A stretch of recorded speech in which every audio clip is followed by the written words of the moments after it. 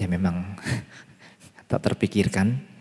Untuk malam ini saya coba memberikan satu judul, ya kalau misalnya tadi clue-nya adalah angka 11, ya mungkin judulnya adalah angka 11. Itu ya. Dalam artian ada 11 proses perjalanan manusia dalam kehidupan saat ini. Ini memang tidak ada di dalam kitab suci Tripitaka kita, karena ini saya ambil daripada falsafah Jawa yang sangat relate sekali dengan ajaran Sang Buddha. Gak percaya? Mari kita buktikan.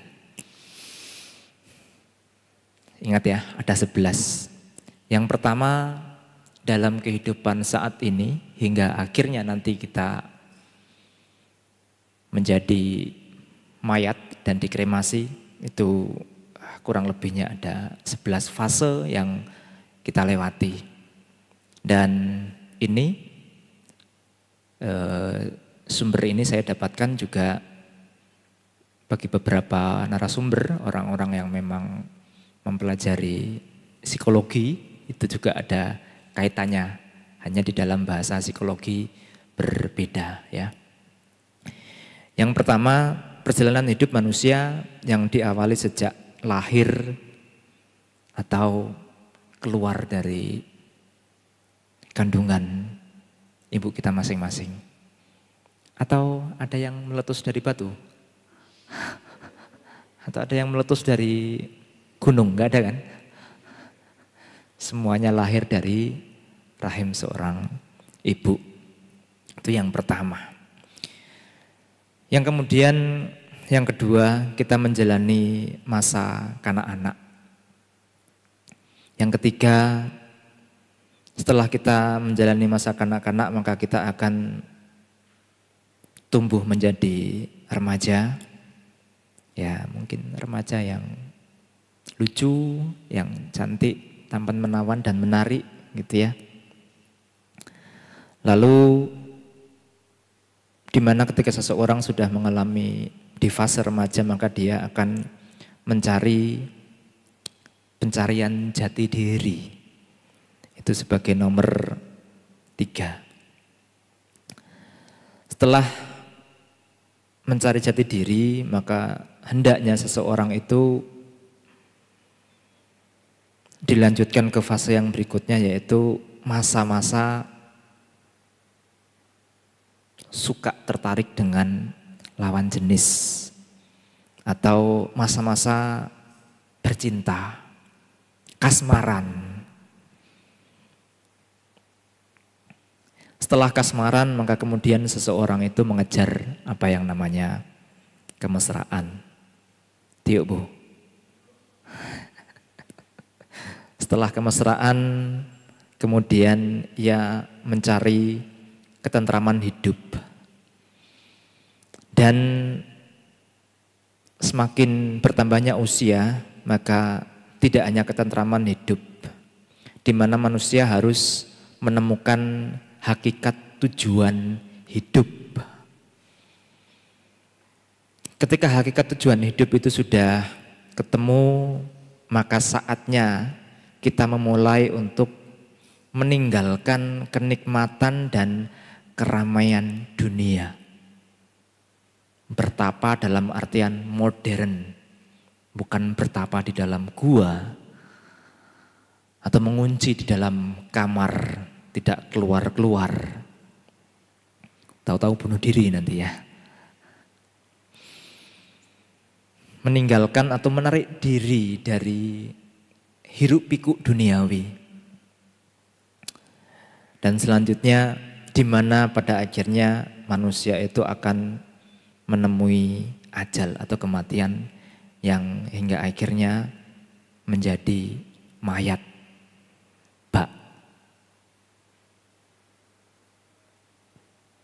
Bagaikan apa ya? Bagaikan setangkai ranting kering yang tidak berguna. Tiuk Bu, kalau sudah jadi jenazah kan udah nggak berguna lagi. Mau dikremasi, mau dikubur ya terserah. Ngomong apa ya saya ini? Dalam enggak? Biasa ya? Biasa aja. Oke, baik, saya akan ulangi dengan begitu cepat.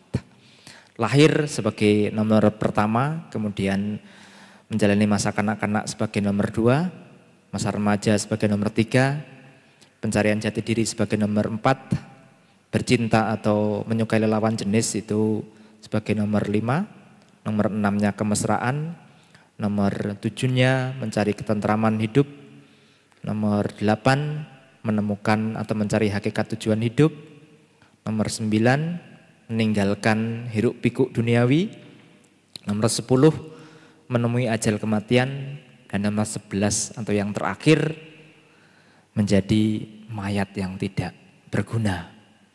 Ibarat HP ketika sudah ditinggal SIM card-nya maka sudah tidak bernyawa lagi. Boleh kita memulai dari, saya mau menariknya dari mana ya, supaya ada hubungan dengan dhammanya itu menarik. Cocoknya dimulai dari mana? Ada usul? Filio, ada usul? Nanti ke India bareng Bante ya. Kalau kemarin kan sama papanya, ini nanti bareng Bante ya, oke? Tiket ke India nggak mahal, kecil.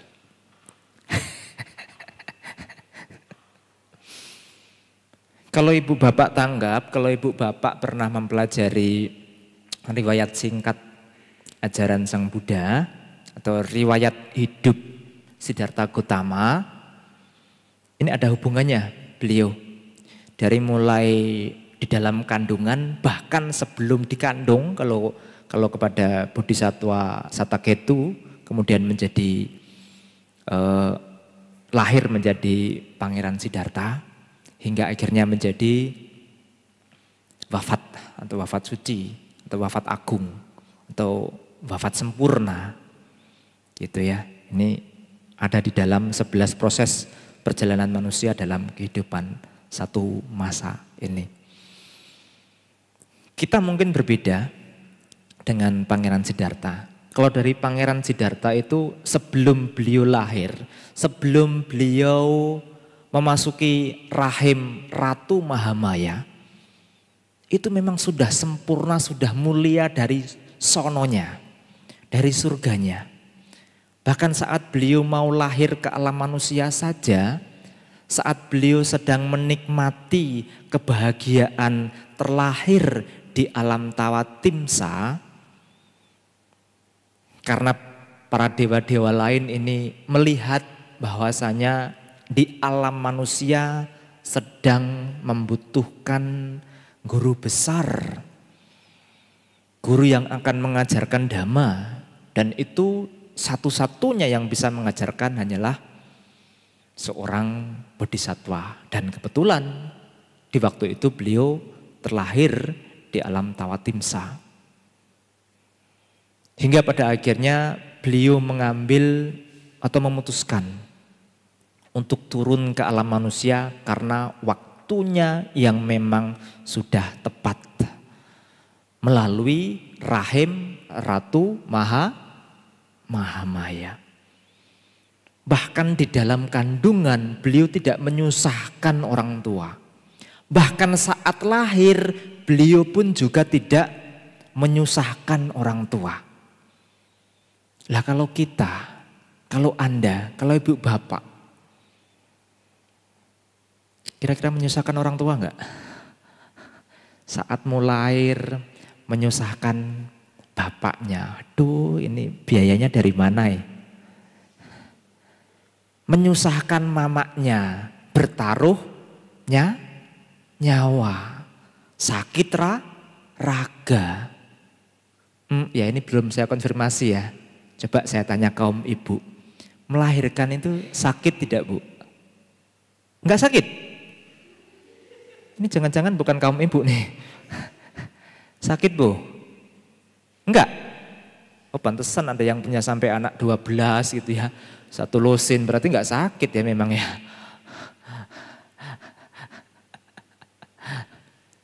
Pasti sakit. Bu Erni sakit nggak Bu? Sakit ya.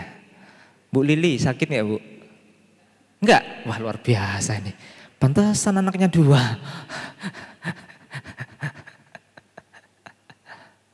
Ya, beda dengan Anda, dengan kita, dengan manusia pada umumnya.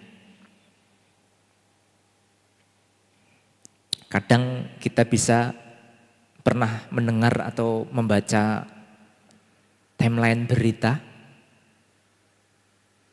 Pernah nggak kira-kira? Ada seorang remaja yang hamil gara-gara kecelakaan, hubungan gelap, tertekan akhirnya dia bunuh diri. Sebenarnya kata-kata kecelakaan Ibu Bapak, saya tidak setuju. Enggak ada yang namanya kehamilan kecelakaan, itu enggak ada. Kehamilan itu adalah faktor kesengajaan. Kesalahan yang disengaja. Karena apa? Karena ketidakbijaksanaan. Murni karena kebodohan. Murni karena keteledoran kita sendiri. Beda kita dengan kelas-kelasnya para bodhisatwa. Jadi enggak ada ya istilah mengandung kemudian kecelakaan. Kemudian orang tuanya bunuh diri karena tertekan. Atau mungkin anaknya yang digugurkan. Atau mungkin anaknya yang dibuang ke rumah tetangga. Sering kan mendapatkan berita-berita seperti itu. Beda kelasnya bodhisatwa yang memang sudah mulia. Dari sebelum lahir, sewaktu beliau masih di dalam kandungan pun sudah mulia, tidak menyusahkan kedua orang tuanya. Itulah seorang bodhisatwa. Kok kita belum seperti itu ya Bante? Ya makanya kenapa setiap hari Uposatha, Selasa, Kamis, hari Minggu kita ada latihan pendarasan Parita Sutta dan Gatha, meditasi, rajin berdana. Ya, kayak Bu Lili and Friend, wah tiap pagi dana, kadang pun juga ada dana makan siang. Itu adalah bentuk proses manusia untuk menuju kemuliaan. Oke. Terus kalau sudah lahir ngapain? Kalau sudah lahir ngapain? Saya pakai kepean ya. Kalau sudah lahir ngapain? Menjalani masa anak-anak, bahkan masa remaja. Menjalani masa kanak-kanak. Kalau seorang bodhisatwa mengacu pada riwayat Siddhartha Gautama, pada umur 7 tahun beliau sudah bisa bermeditasi dengan baik. Bahkan saat lahir ke alam manusia pun beliau memiliki kata-kata mulia, juga memiliki keajaiban, salah satunya bisa ngomong, salah satunya bisa berjalan, langsung berjalan. Kalau saat ini ada, di dunia modern ini ada, mungkin suster sama dokternya langsung pingsan. Anak lahir cenger, biasanya nangis, lah ini dia ngomong. Aku ham asmilukase, seto ham asmilukase, jeto ham asmilukase, ayam antimajati, nanti dane punabawo di. Sambil berjalan, mengacungkan tangan kanan ke atas, mengacungkan tangan kiri ke bawah. Nah ini ada. Nah ini faktor bodhisatwa. Jadi ketika Anda kadang-kadang ada Waisak itu kemudian Ivo ya, memandikan rupang bodhisatwa, itu filosofinya apa? Kita belajar harus mengerti tentang filosofi beliau ini. Jangan kita anggap sebagai anak kecil tak mandikan. Oh emang lo siapa? Itu gambar sesosok bodhisatwa. Beliau menunjuk ke atas itu ada maknanya, beliau menunjuk ke bawah itu ada maknanya. Rahasia nggak akan saya ungkapkan. Kecuali nanti ditanya, nanti nggak selesai materi saya. Itu salah satu keajaiban. Di umur 7 tahun beliau sudah menjadi orang yang memiliki keajaiban. Atau bisa dikatakan spiritualnya sudah mulai terbangun dengan kokoh. Kalau Anda, kalau kita, kalau ibu bapak pada umumnya sudah punya cucu, rambut beruban, rambut mulai botak, diajak ke wihara, nggak mau, malu, sudah tua. Justru itu, sudah tua harus tahu diri. Tadi kan ada hubungannya kan, di mana manusia itu ada saatnya menarik diri dari hiruk pikuk duniawi. Bukan pergi ke gua, bukan. Tetapi membangun spiritual yang lebih kokoh. Umur sudah hampir 80 tahun, wihara aja nggak tahu. Di sampingnya ada wihara aja nggak tahu. Di wihara ada yang namanya cirak damu aja nggak tahu. Kan sungguh terlalu kata Pak Haji. Ya. Jadi dari sedini mungkin ingat Samanera yang mulia Samanera Sopaka, yang mulia Samanera Rahula, umur 7 tahun sudah menjadi seorang arahat. Aku hampir kepala 4 belum jadi arahat. Gimana ini? Malu kadang-kadang saya. Filio umur berapa? Ayo mikir dulu. 12. Sama kita. Samanya. Ya. Setelah lahir, masa kanak-kanak, masa remaja tidak menyusahkan, tetapi spiritualnya sudah terbangun. Lah ini baru sibuk belajar, besok mau ujian aja untuk bangun pagi pindah patah. Aduh Bante nggak sempet sekarang saya sudah SMP, sudah SMA, besok mau ujian, boro-boro mau pindah patah, nggak bisa Bante. Padahal rumahnya di Cemara Asri. Ya kalau rumahnya ada di Jambi sana, kemudian dia ke Medan, ya mungkin nggak masuk akal. Ada kadang yang di luar Cemara, di Metal, di Krakatau, di Pancing, di Jalan Pukat, di tengah kota Medan. Paling kesini berapa jam sih? 30 menit paling banter ya. Oke lah kita buat 1 jam. Anda bangun jam 5 pagi sampai sini jam 6. Dibanding dengan lamanya Anda sengsara di alam samsara, 1 jam tidaklah berarti apa-apa ibu bapak. Penderitaan tidak bisa kita hadapi. Aduh Bante ane males saya tidur dulu ya. Kematian tidak bisa kita atasi dengan cara seperti itu. Kalau seandainya bisa, enak. Ya kan, tidur-tiduran males-malesan. Kematian jangan datang dulu ya. Saya lagi males sih. Enak tuh. Tapi faktanya kan tidak bisa. Kematian, penyakit, perubahan, apakah kita bisa tolak dengan kata-kata, nanti dulu ya, saya lagi males sih. Apakah bisa seperti itu? Tiba-tiba kanker datang. Ya kan? Darah tinggi naik, terkapar, stroke. Apakah kita bisa bilang, nanti dulu ya, saya lagi males sih. Apakah bisa seperti itu? Enggak toh? Gunakan waktu sebijak mungkin. Oke, itu ada beberapa fase yang memang kita lewati. Pencarian jati diri, apakah ibu bapak yang sudah seusia sekarang ini sudah mulai menuju usia-usia layu? Apakah sudah benar-benar merasa mendapatkan jati diri? Atau masih terombang-ambingkan oleh asmara?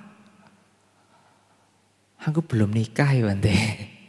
Nah, saya juga belum. Nah, kalau yang di samping saya sudah dulu. Udah pernah. Yang paling ujung belum.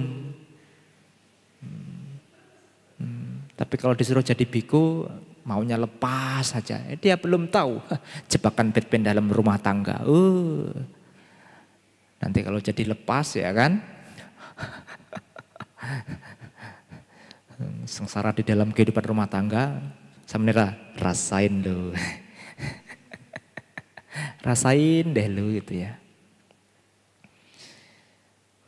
Tinggal Anda jawab, Anda di fase mana saya nggak tahu, dari ke-11 tadi ya. Anda di fase mana saya nggak tahu. Itu Anda tanyakan ke dalam diri Anda. Tidak peduli. Kadang orang sudah 50 tahun, sudah 70 tahun. Mereka masih terombang-ambing di dalam, apa tadi namanya? Pencarian jati diri. Belum menemukan jati diri, saya mau kemana? Padahal besok sudah mau mati, masih bingung, saya mau kemana? Tapi itu mudah-mudahan tidak terjadi pada ibu bapak. Ya. Ataukah dengan seusia Anda masih terombang-ambing dengan yang namanya suka dengan lawan jenis? Masih terkecoh dengan hal itu? Ditambah lagi dengan tekanan bahwasanya, hei nak, ingat umur. Orang tuanya berbisik, cepet cari jodoh, cepet nikah. Nikah bukan satu keharusan, tapi hidup ada dua pilihan. Menjadi seorang garawasa atau menjadi seorang pabajita. Pabajita versi perumah tangga bagaimana? Cukup Anda hidup single. Tidak harus menikah. Di dalam ajaran Buddha tidak ada satu keharusan. Siapa barang orangnya harus menikah, harus punya keturunan. Saya tanya sekarang, sampai sekarang keturunan Sang Buddha yang masih hidup siapa? Udah berhenti sampai di Pangeran Rahula toh? Cukup sampai di situ saja toh? Terus kenapa? Kalau nggak punya keturunan kenapa? Kalau nggak punya garis keturunan kenapa? Kita harus bisa mendobrak seperti itu. Anda jangan stres dengan kedua orang tua Anda yang memaksa Anda harus menikah. Mana dalilnya mana? Enggak nikah kita enggak akan masuk neraka kok. Tapi berbeda. Enggak nikah suka jajan. Nah lain cerita. Itu justru jalan menuju ke neraka. Enggak nikah umur sudah 50 tahun. Sudah beruban, kepala botak. Punya anak, punya cucu. Yang dicari gadis muda aja. Ingat umur. Gitu kan seharusnya. Nah itu jati dirinya belum ketemu. Masih terombang-ambing oleh lawan jenis. Koko yang berbaju putih siapa namanya saya lupa. Ko Chandra. Nah, beliau kalau mengikuti saya pindah patah kadang ya walaupun beliau belum bisa setiap hari. Tapi mudah-mudahan nanti bisa setiap hari ya. Jadi kalau kadang ngobrol, kadang sambil jalan, sambil ngobrol sama saya. Ada satu poin-poin yang tentang banyak orang yang masih terombang-ambing oleh asmara. Itu masih banyak. Ya, tapi mudah-mudahan kokonya tidak ya, ini bukan kokonya ya. Nah, tapi beliau hanya bercerita tentang ya fenomena kehidupan yang ada di sekitar beliau. Gitu. Jadi kasmaran ini bukan masalah umur. Ya awalnya kecil-kecil umur 15 tahun itu pun sudah bisa kasmaran. Tapi umur yang sudah 60 tahun pun juga masih bisa kasmaran. Ada kan? Udah 60 tahun tapi mau cari jodoh lagi. Banyak. Padahal sudah peyot-peyot, sudah keriput-keriput. Tenaga pun loyo-loyo. Apa kalian? Ingat umur. Kalau masih tergoda dengan gadis cantik, tinggal lihat kulitnya. Oh iya, ternyata saya sudah tidak mulus lagi. Ternyata sudah keriput-keriput. Ingat umur. Ya. Pencarian jati diri, kemudian bercinta atau menyukai lawan jenis, kemudian kasmaran. Ya. Biasanya di fase-fase ini, mohon maaf sebelumnya, banyak yang gagal dalam artian divorce atau mengalami perceraian yang tentu tidak diharapkan oleh siapapun ya. Ada kan seperti itu? Dan saya pernah sesekali waktu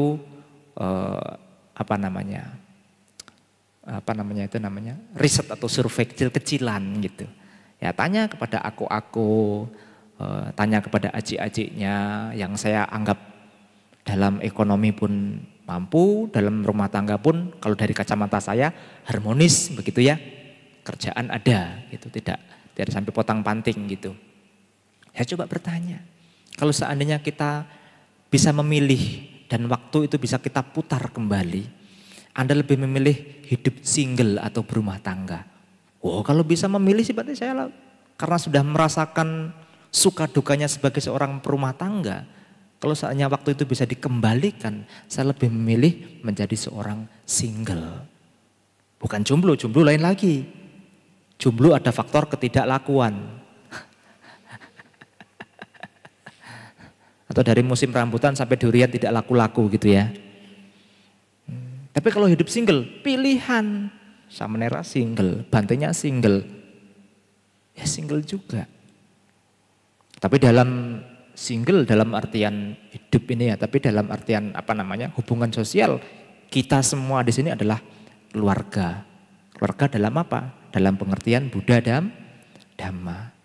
Keluarga di dalam Dhamma. Ya kalau enggak keluarga mana mungkin Ko Chandra pagi-pagi datang ke sini hanya untuk bantuin kami pindah patah. Udah susah-susah bangun-bangun ya kan. Masih enak kalau yang muda-muda tadi, males Bante, besok ujian. Ya kan? Kalau sudah tua, sudah berumur, udah enggak ada tuh yang seperti itu. Karena sudah menemukan jati dirinya tadi. Saya mau kemana? Jangan besok sudah mau mati, masih bingung hari ini mau kemana. Jadi temukan jati diri Anda. Setelah jati diri tadi apa?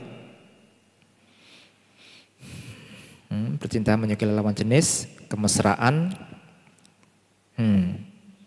Biasanya kalau seseorang sudah melewati fase-fase itu, entah dia berhasil dalam rumah tangga ataupun gagal, maka di mana ada masa-masa dia mencari ketentraman. Ketentraman hidup hingga akhirnya nanti menemukan hakikat tujuan hidup. Kita single seperti ini menjadi seorang biku itu juga bisa dikatakan lagi mencari ketentraman hidup. Agar apa? Kesejatian hidup kita temukan di situ. Berbeda ya, perbedaan antara mencari jati diri sama menemukan hakikat tujuan hidup. Nah, mungkin ini masih banyak yang galau nih. Hakikat tujuan hidup di dalam agama Buddha dan menurut pengertian ibu bapak itu apa? Hakikat tujuan hidup. Apa kira-kira? Kita punya musuh loh ibu bapak. Jangan lupakan hal itu. Kita punya musuh yang namanya kotoran batin. Kita punya musuh yang namanya lahir mati. Itu yang harus kita perangi. Dan untuk mencapai sebuah hakikat tujuan hidup supaya tidak sia-sia, ya bagaimana kita harus menjadi orang yang bermakna. Kalau Pangeran Siddhartha tadi umur 7 tahun sudah terpantik untuk spiritualnya sudah nyala berkobar-kobar. Karena si Raja Sudodana ini tidak menginginkan anaknya untuk menjadi seorang pertapa, menjadi guru besar, maka pada umur 16 tahun beliau dipaksa dinikahkan. Dan itu tidak bisa ditolak oleh Pangeran Siddhartha, karena itu memang siklus yang harus fase yang harus dilalui oleh Pangeran Siddhartha. Tapi pada akhirnya pada umur 29 tahun meledak spiritual itu. Akhirnya beliau keluar dari istana dan mencari kesejatian hidup, makna hidup, tujuan hidup. Akhirnya pada umur 35 tahun ketemulah apa yang namanya Dharma. Dhamma, ajaran dari Sang Buddha. Setelah pencerahan dan sampai sisa akhir umur beliau, kurang lebihnya 45 tahun, itu beliau baktikan kepada para semua makhluk yang batinnya sudah siap. Beliau siap menjadi suluh kehidupan, menjadi penerang bagi makhluk lain untuk terbebas dari penderitaan.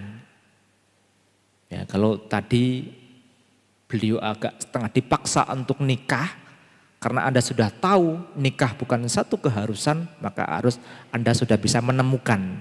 Itu harusnya jati diri itu harusnya sudah ketemu itu. Ya, jati diri itu harus sudah ketemu. Selama 45 tahun beliau mencerahkan orang-orang yang memang batinnya sudah siap untuk terbebas dari kotoran batin. Itu ingat tadi, itu musuh kita, kotoran batin itu. Kita harus menjadi orang yang bermakna. Itulah tujuan hidup atau hakikat tujuan hidup. Masih belum ketemu? Wah, nggak tahu cara pakai bahasa apa lagi saya ya.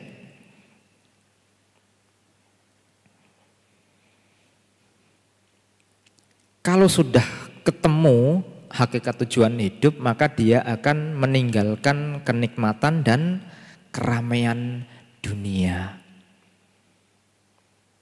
Kalau dirasa 4 kebutuhan pokok sudah tercover dengan baik, anak sudah mapan, sudah pada bisa mencari nafkah sendiri, kalau mau nikah ya dinikahkan, kalau memang tidak mau enggak usah dipaksa. Daripada dipaksa, anak menderita, cucu terlantar, mau apa? Tanggung jawab. Jadi tidak usah dipaksa. Berikan mereka kemerdekaan. Mau memilih yang mana nak, silahkan. Kalau asalkan pegangannya adalah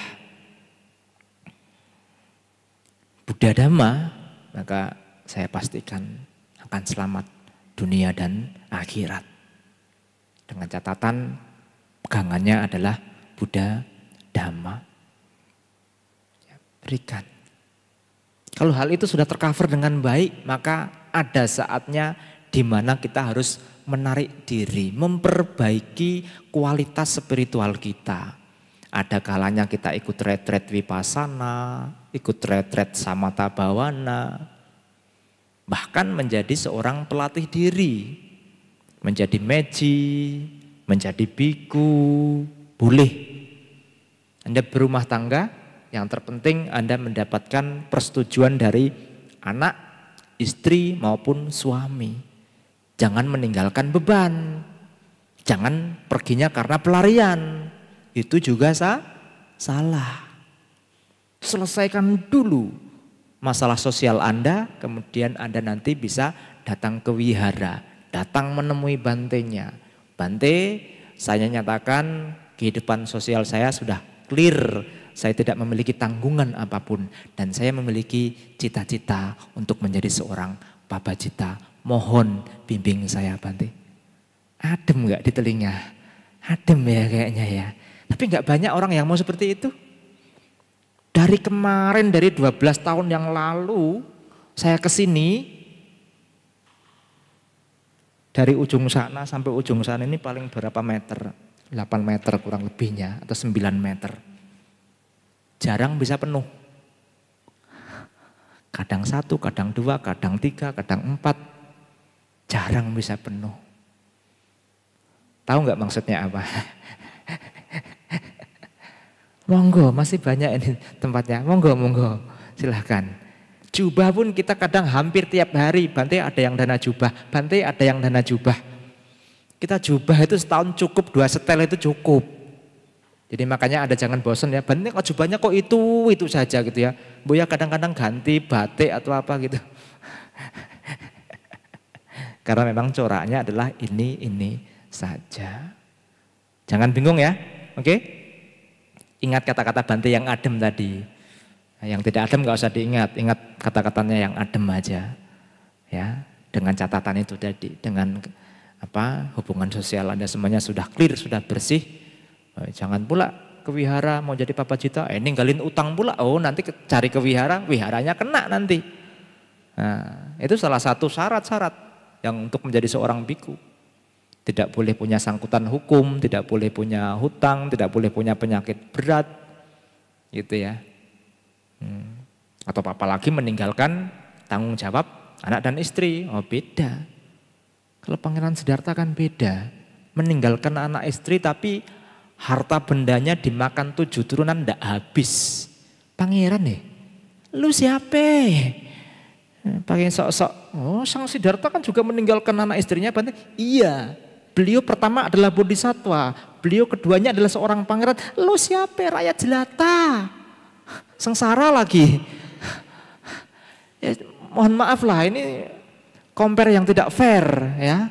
Satunya bodhisatwa, lo rakyat jelata yang hidupnya sengsara lagi, nggak fair ya. Jadi kalau mau perbandingan itu ngaca sendirilah, ngaca dulu, lo siapa gitu ya.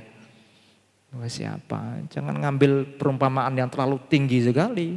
Dulu Pangeran Siddhartha boleh Bante ya, gitu ya. Tak cubit hidungmu baru tahu. Kayaknya kalau lihat orang-orang kayak gitu tuh gemes bawaannya itu.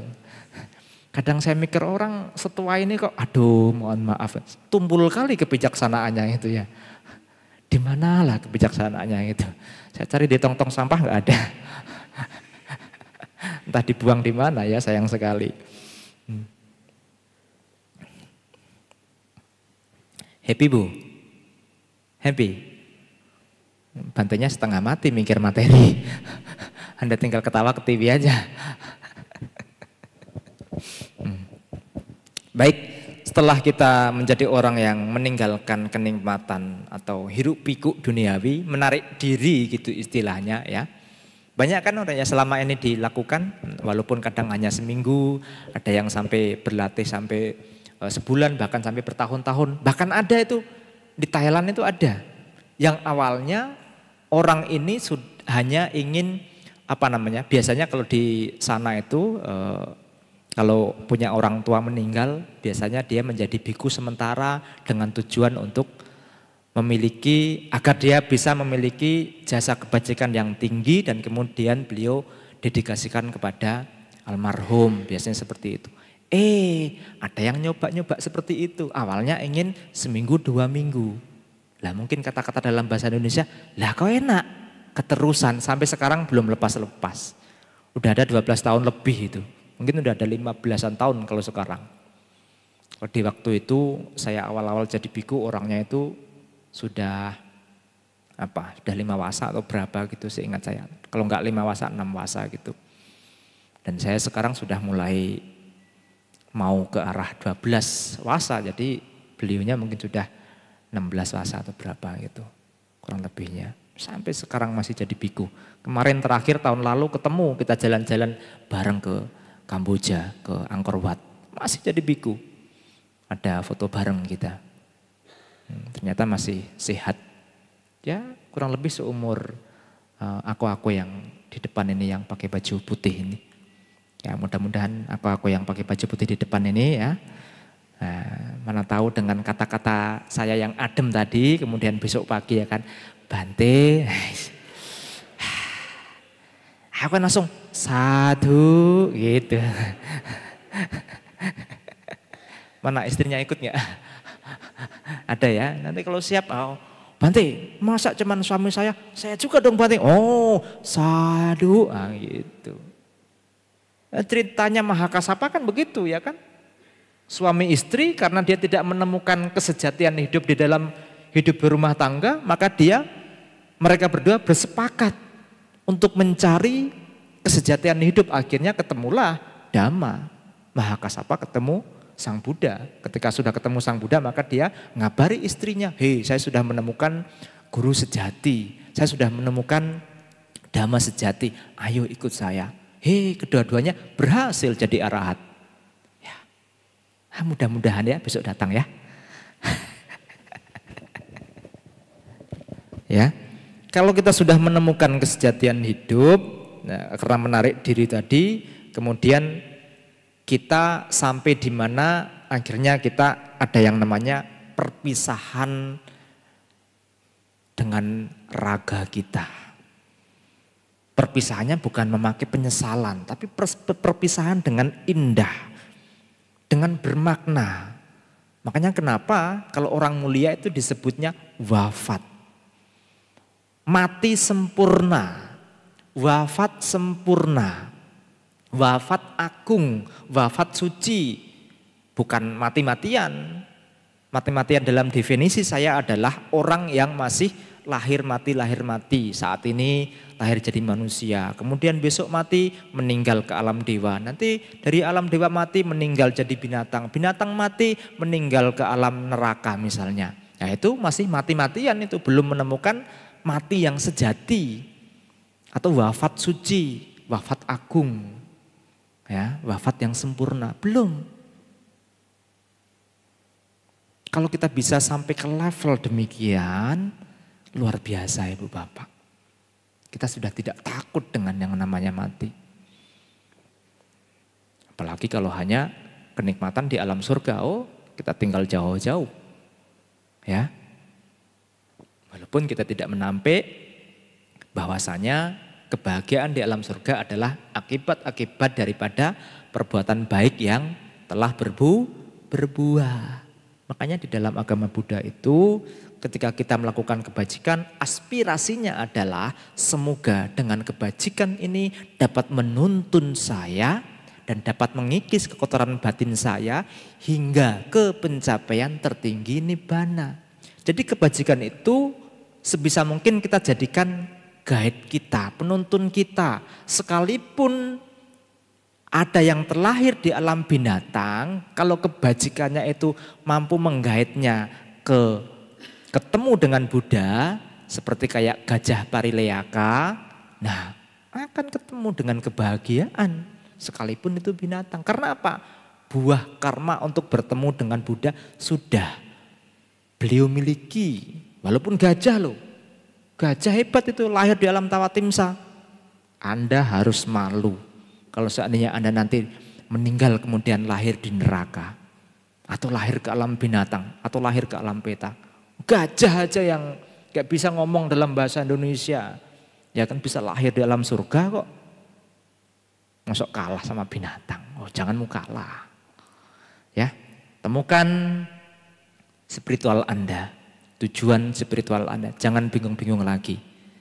Kalau besok-besok yang masih remaja-remaja, yang masih lagi mencari jati diri, yang masih dipaksa-paksa nikah sama orang tua, bawa ke sini orang tuanya.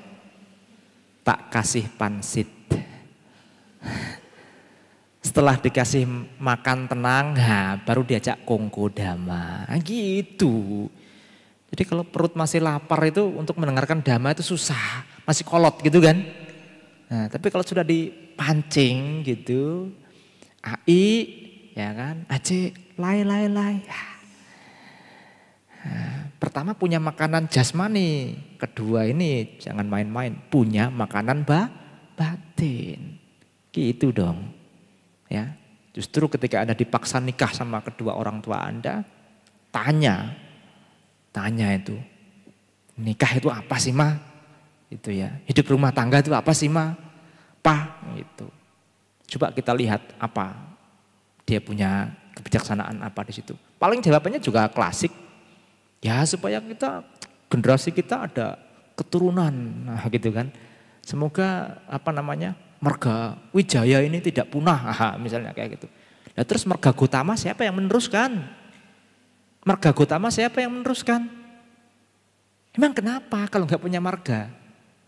Kami orang Jawa itu nggak punya marga, nama-nama marga itu nggak punya. Kalau orang Thailand, orang kita Tionghoa biasanya punya marga. Kalau kita kadang nama pun kadang hanya pelit kali, hanya satu kata tok. Enggak ada nama keluarga, enggak ada nama bapak atau apa, enggak ada. Ya, emang kenapa kalau kita enggak punya keturunan kenapa? Takut di masa tua enggak ada yang kerawat. Sini. Tak suruh nyapu di belakang maksudnya. Enggak usah takut lah, masa depan itu enggak perlu kita takutkan. Gitu ya. Kalau tadi saya memakai clue kata 11, coba buka halaman 11 Buka bukunya halaman 11. Mana ya, kok susah ya.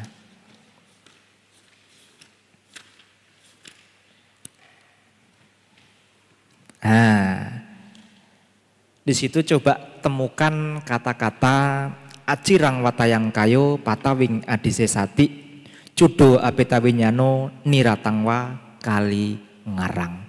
Di mana ayo? Ada ketemu?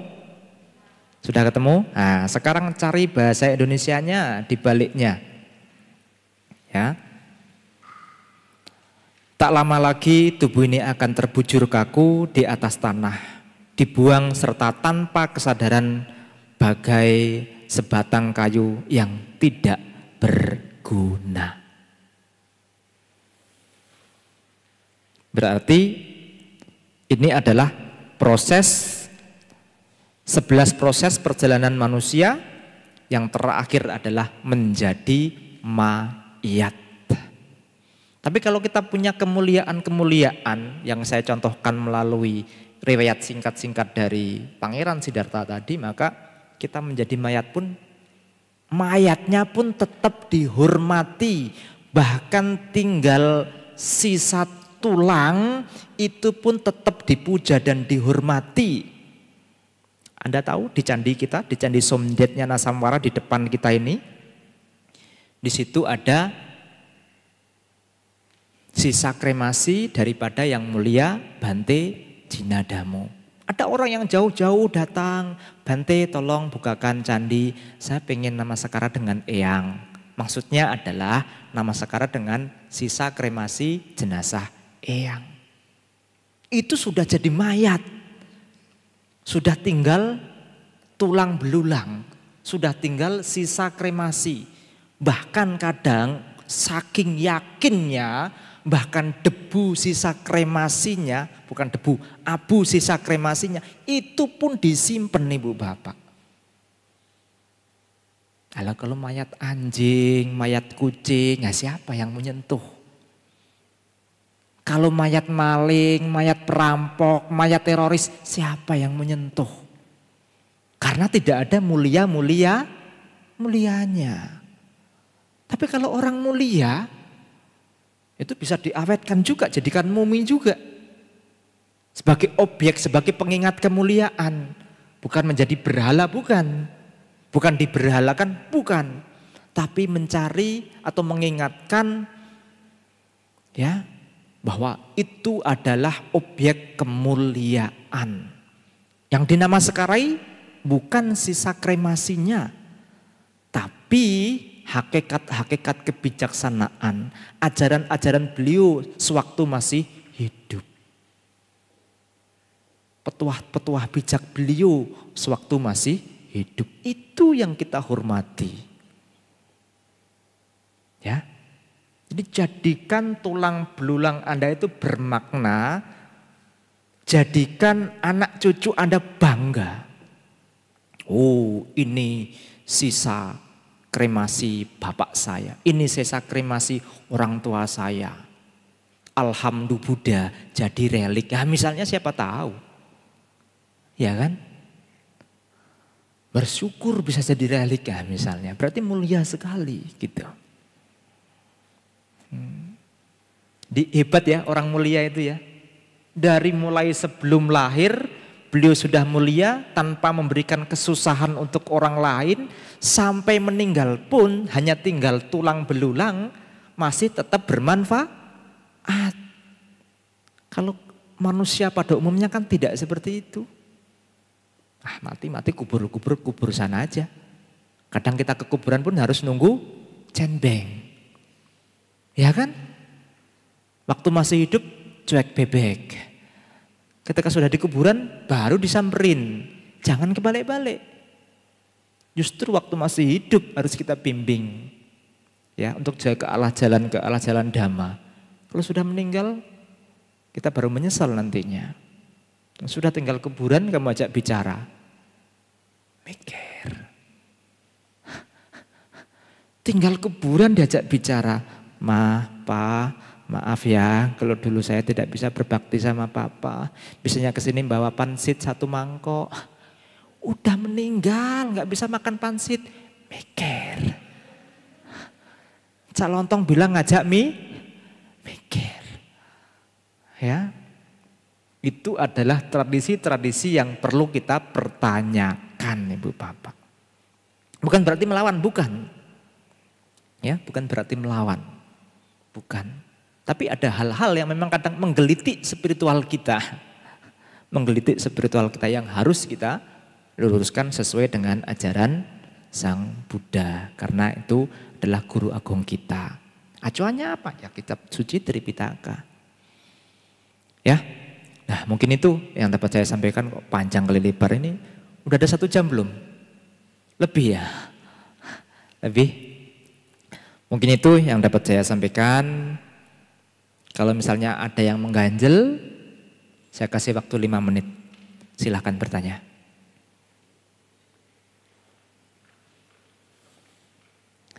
Satu, 2, 3, 4, 5, 6, 7, 8, 9, 10, 100. Oh berarti fix, gak ada yang mau bertanya. Berarti saya dapat menyimpulkan apa yang telah saya sampaikan, apa yang telah saya utarakan benar-benar Anda pahami dengan baik. Itu kemungkinan yang pertama. Kemungkinan yang kedua, wamcaya. Benar-benar tidak paham. Entah Anda yang di bagian mana saya nggak tahu. Silahkan tentukan posisi Anda sekarang. Jadi yakin ya nggak ada pertanyaan ya? Oke, fix nggak ada pertanyaan. Jadi mungkin itu yang dapat saya sampaikan. Mohon maaf atas segala kekurangan. Semoga apa yang telah kita pelajari dan Buddha Dhamma yang selama ini kita praktekkan dapat membawa kita dan menuntun kita ke pencapaian tertinggi Nibbana. Sabbe sata bhavantu sukitata. Namo Buddhaya. Ami Tofo. Soti Hotu. Selamat malam.